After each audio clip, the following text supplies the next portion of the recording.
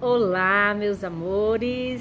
Vamos agora para a nossa aula de ciências e hoje nós vamos estar iniciando uma nova unidade, que é a unidade de número 3 do nosso livro de ciência, onde nós vamos aprender sobre os sistemas digestório, respiratório e cardiovascular. Nós vamos estar aprendendo um pouco mais sobre esses sistemas e como eles são importantes para o bom andamento do nosso corpo. E hoje o nosso tema é esse aqui, ó, as partes principais que formam o nosso corpo.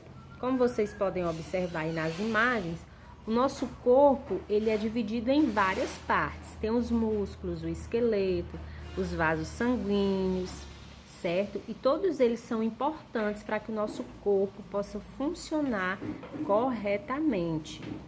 Ok? E hoje nós vamos aprender mais especificamente sobre as células, tá bom? Como vocês veem na imagem, isso é uma imagem das células do nosso corpo, uma imagem microscópica, tá bom, pessoal? As células, elas são a unidade básica funcional dos seres vivos. Se a gente comparar o nosso corpo com uma casa, as células, elas seriam comparadas aos tijolos. Vamos imaginar que o nosso corpo é uma casa e as células, então, elas são os tijolos, tá bom? Todos os seres vivos, eles são formados por células. Elas são muito pequenas, geralmente microscópicas, como eu falei, e apresentam grande diversidade de tamanhos, formatos, funções e composições. Os seres vivos, eles podem ser formados por uma ou mais células. O nosso corpo ele é composto de grande quantidade de células. São muitas e muitas células que fazem parte do nosso corpo. E eu pergunto a você, na sua opinião, as células do corpo humano são todas iguais? O que você acha? As células do nosso corpo são todas iguais? Será? Existem diversos seres vivos formados por uma única célula e somente ela desempenha todas as funções vitais desses organismos. É o caso, por exemplo, da ameba, do paramécio, das bactérias e de algumas algas. Elas são compostas de uma única célula. Não é o caso do nosso corpo, tá bom? Os seres humanos, eles são formados por muitas células. Elas podem apresentar tamanhos, formas e funções diferentes. A pele, os músculos, os ossos, os nervos e o sangue, por exemplo, eles apresentam células diferentes, tá bom? E agora a gente vai ver o exemplo de algumas células do corpo humano, tá bom? A primeira que vocês veem na imagem são as células musculares. Elas são encontradas, como o próprio nome diz, nos músculos. Em geral, apresentam formato alongado. Tem a capacidade de contrair-se e, em seguida, relaxar. Quando a gente faz um exercício, por exemplo, a gente movimenta o nosso corpo e os músculos, eles se expandem e contraem. Certo? Então, os batimentos do coração e os movimentos dos braços e das pernas, eles são possíveis por causa da ação dessas células. Por isso que a gente é capaz, né, de contrair e de relaxar os nossos músculos, graças às células musculares. Um outro exemplo são os neurônios. O neurônio ele é uma célula que faz parte do sistema nervoso, que inclui órgãos como o cérebro. Ele é formado pelo corpo celular e seus prolongamentos. E por meio desses prolongamentos, os neurônios eles conduzem as informações necessárias para o sistema nervoso controlar as funções vitais, a coordenação e emoções do nosso organismo, por exemplo, tá? Então, esses são os neurônios que fazem isso no nosso corpo e também são muito importantes, tá bom? E vamos agora para as células da pele.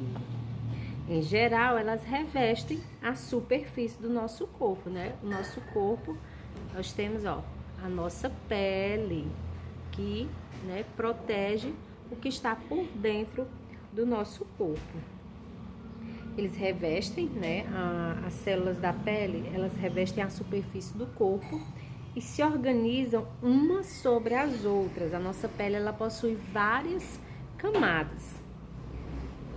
As camadas mais externas são ricas em queratina, uma proteína que torna a pele impermeável. O que quer dizer isso? O que cai em cima da nossa pele não entra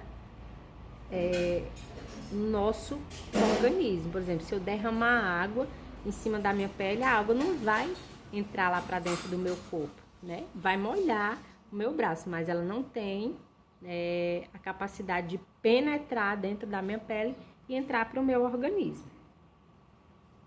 Tá bom? E vamos para as partes de uma célula, as partes que compõem uma célula. São essas aí, ó. A membrana plasmática, o citoplasma e o núcleo. Essas são as partes da célula. A membrana plasmática, ela envolve a célula, delimitando. Ela seleciona o que passa para dentro da célula e o que deve sair dela quando não é mais útil, mantendo o interior da célula diferente do ambiente externo, tá bom? Então, a membrana plasmática é como se ela fosse um filtro, né? Ela é quem filtra o que é que deve sair e o que é que pode entrar dentro da célula, tá bom? Nós temos aí no meio o citoplasma, que ele é formado por um líquido viscoso e por outras estruturas do interior da célula, como as organelas, que são estruturas responsáveis por importantes atividades celulares e transformações químicas. Ela fica entre o núcleo e a membrana, como vocês podem ver aí na imagem.